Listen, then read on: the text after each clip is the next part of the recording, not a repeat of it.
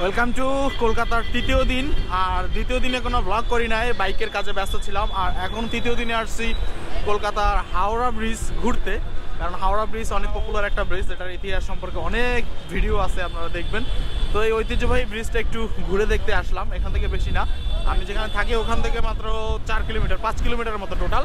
আর আমি কলকাতায় ব্যবহার করতেছি সাধারণত উবার সার্ভিস এবং আরেকটা হচ্ছে র্যাপিডো, যেখানে মোটরসাইকেল সার্ভিস। খুব কম টাকায় ভালোই মুভমেন্ট করা যায়, এই হচ্ছে অবস্থা। তো হাওড়া ব্রিজটা এখন হেঁটে পার হচ্ছি, প্রচুর মানুষ। এখানে আসলে মনে হয় ঢাকা শহরে আছি, এরকম একটা ব্যাপার।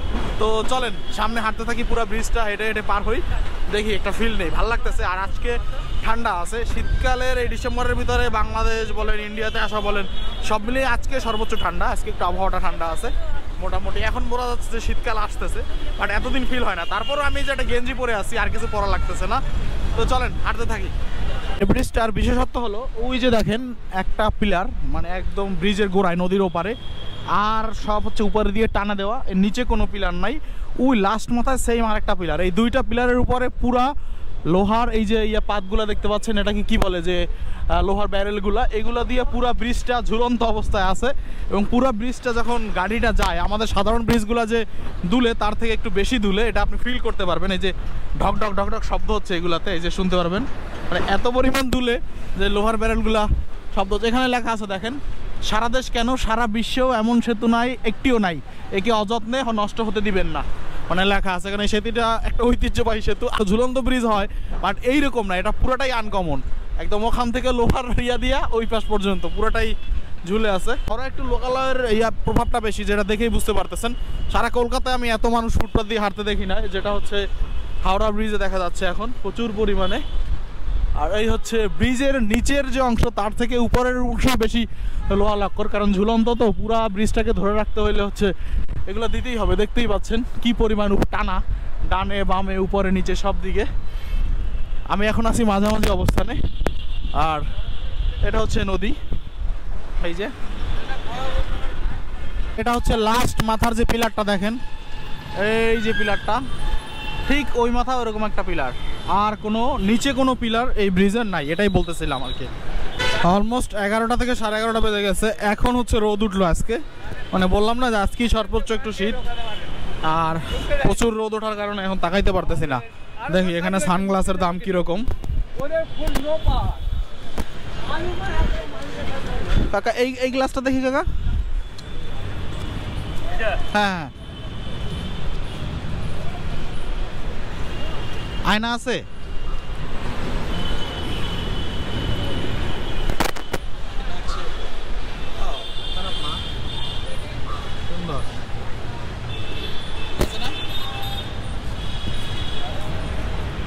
ওই গ্লাসটাই সুন্দর লাগতেছে। কত টাকা দাদা? 130 টাকা। দিব কত আপনাকে সেটা বলেন। 100 টাকা দিই, দেখেন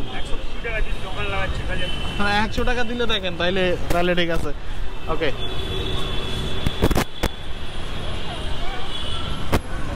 আমাদের মতোই লোকাল কালচারটাই জায়গার, মানে হাওড়াটা একটু বেশি। আমি অবাক হয়ে গেলাম, আমি কলকাতা আসলে সব জায়গাটা একটু হালকা দেখছি। মানে আমাদের হয় না যে ফার্মগেট এরিয়া, মিরপুর এরিয়াতে সবসময় একটা মানুষের হট্টগোল, ছুটির টাইমে আবার অফিস টাইমে, এটা লেগেই থাকে। এটা কলকাতার ভিতরে কোথাও পাইছিলাম না, বাট এই হাওড়াতে এসে এইখানে দেখলাম। তার একমাত্র কারণ হাওড়াতে স্টেশন আছে, আর এখানে মানুষজন কেউ অফিসে যাচ্ছে এমন না, এখানে মানুষজন স্টেশনে আসা যাওয়া করতেছে, স্টেশন থেকে একদল নামতেছে, একদল উঠতেছে, ব্রিজ পার হচ্ছে, যার কারণ এইখানে এই হট্টগোলটা লেগেই থাকে, মানে এই ব্যস্ততা লেগেই থাকে। যেমনটা আপনারা আমার পিছে এই যে ফুটপাতে দেখতে পাচ্ছেন, প্রচুর মানুষের সমাগম।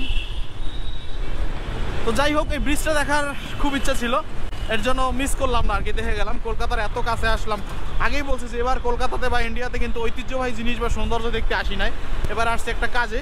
ফাঁকে আসলে একটু ঘুরে দেখতেছি যতটুকু সময় পাওয়া যায়। আমার বেশি সময় লাগলো না, আমি 2 ঘন্টার ভিতরে আমার জায়গা বাসায় রুম থেকে এসে আবার ঘুরে আবার ব্যাক করতেছি। বাট ভালো লাগছে অনেক, দেখে মন ভরে গেছে। ঘটনা হলো, মোটরসাইকেলের রিভিউ বা ভিডিও করতে করতে আমার এই ব্লগিং চ্যানেলে আর ব্লগ করা হচ্ছে না। তো ব্যস্ততার কারণে আসলে গুছিয়ে উঠতে পারতেছি না, এত পরিমাণ বাইকের ভিডিও করতেছি, মানে ওইটার পিছনে এত ফোকাস করতেছি। সত্য কথা বলতে ওই ফোকাসটা দিতে পারতেছি না। মানে আমি কলকাতায় সুপার বাইক দেখে হতবাক হয়ে গেছি, শুধু বাইক নিজে দেখতেছি ঘাটাই ঘাটাইয়া, কিন্তু ভিডিওতে সাজাই বলবো এটা পারতেছি না। আর শুধু খাওয়া দাওয়া আর বাইক দেখাই, দুইটা জিনিস হচ্ছে, আর কোনো কাজ হচ্ছে না। এই যে এখন রাতের বেলা হচ্ছে খাচ্ছি, এখানের খুব স্পেশাল একটা চিকেন পাওয়া যায়, দেখেন এইটা কেটে প্রথমে এর ভিতরে মশলা ঢুকায় সুন্দর করে ফ্রাই করে, আর স্পেশাল একটা সস আছে। এটা হচ্ছে রাতের খাবার এখন, কারণ অনেক খাওয়া দাওয়া করছি, আর আজকে ভাত খাইছি হচ্ছে বিকেলের দিকে এখানে, তো যার কারণে হচ্ছে এখন রাতের বেলা এটা খাচ্ছি। আর এখানে খুব জনপ্রিয় একটা ড্রিঙ্কস হচ্ছে লেমিকা। লেমিকা লেমিকা দেখতে পানির মতন, লেবু শরবতের মতন, কিন্তু আসলে জোস লাগে, এটা একটা সফট ড্রিঙ্কস। আর এখানে রেড বুলটা আসলে খাইয়ে মজা পাইছি। বাংলাদেশের রেড বুলটা আমি খাইছি, কিন্তু আসলে দুই দেশের স্বাদ আলাদা সম্পূর্ণ। এই যে রেড বুল, এরা এখানে এটার দাম রাখছে 125 টাকা, ভালো লাগছে অনেক। আমি বাংলাদেশে যেটা খাই ওটা 250 টাকা রাখে, বাট ওইটার স্বাদের থেকে আমার কাছে এইটার স্বাদটা কেন যেন ভালো লাগছে। অনেকগুলো নেওয়ার সুযোগ থাকলে নিয়ে যাইতাম, বাট এগুলো বর্ডারে ঝামেলা করবে ইমিগ্রেশন অনেকগুলো নিতে গেলে। আবার এটা ড্রিঙ্কস ভাইবেন, এটা কিন্তু soft drinks, energy drinks red বুল। যাই হোক, তো খাওয়া দাওয়াটা করি, হাওড়া ব্রিজ ঘুরলাম, তারপরে হচ্ছে সুপার বাইকের সেকেন্ড হ্যান্ড শোরুমে গেলাম। এই ছিল মোটামুটি ঘোরাঘুরি, এছাড়া কিছুই না। এই শর্ট ভিডিওটা জাস্ট চেনটা করলাম, শেয়ার করি, যার কারণে শেয়ার করলাম। ভিডিওটা আর ফিনিশিং করতে মনে ছিল না, এখন রুমে এসে মনে পড়লো। আর একই রুমে আসি, এই 4 দিন হয়ে গেছে, আজকে 4 দিন ধরে একই হোটেল রুমে আসি। ভালোই সার্ভিস, 800 টাকার, খুব সুন্দর পরিপাটি, এসি আছে, আবার এসি তো লাগতেছে না, ওয়াশরুম সুন্দর পরিষ্কার পরিচ্ছন্ন, আমার কোনো সমস্যা হচ্ছে না, খুব কমফোর্টলি আমি এখানে আসি।